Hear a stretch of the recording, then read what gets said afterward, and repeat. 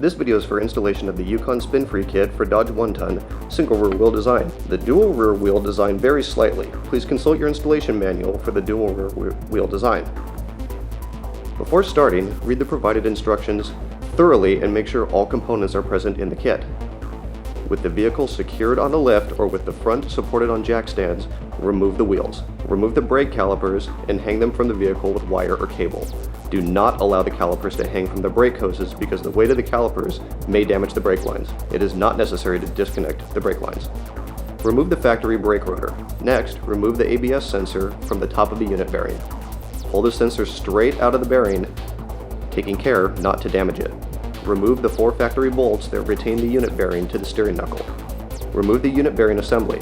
This may take some force depending on the amount of rust, salt, or corrosion present. The axle shafts will be removed with the unit bearing. Take care not to damage the inner axle seals during removal. Remove the U-joint and inner axle from the outer axle. Check the U-joint for excessive play or wear and replace if necessary. If you are reusing the U-joint, you do not need to remove it from the inner axle.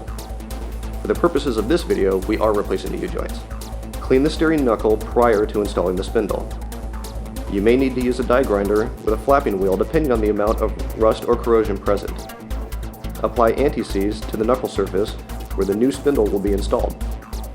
It is always a good idea to apply a thin amount of grease to prevent corrosion in the future. Install the spindle bearing and seal using white lithium grease on the seal. Attach the ABS sensor to the new spindle and install the axle assembly into the housing. Be careful not to damage the inner axle seal during installation. Install the spindle and factory dust shield.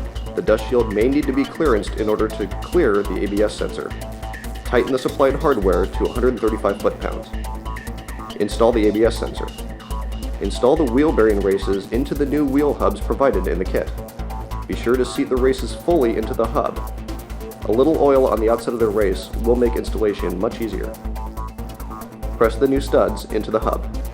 Liberally grease the inner bearing with high-temperature wheel grease and install. Next, install the hub seal and coat the entire lip with lithium grease. Install the hub and outer wheel bearing. Be sure to pack the outer bearing in the same manner as the inner bearing.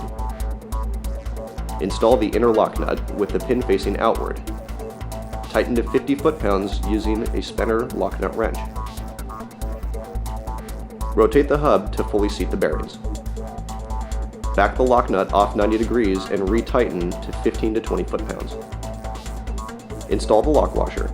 The key should be positioned into the groove of the wheel spindle. Align the pin of the inner lock nut with the nearest lock nut washer hole. Check the assembly for end play. Acceptable tolerances are 0 to 0.02 of an inch. The torque required to rotate the hub assembly should not exceed 20 inch-pounds. Reinstall the brake rotor and caliper. Once installed, double-check all nuts and bolts. Recheck them again after 50 to 500 miles. Check the wheel bearings after 500 miles and adjust as necessary. Install the premium lockout hubs per the steps indicated with their provided instructions.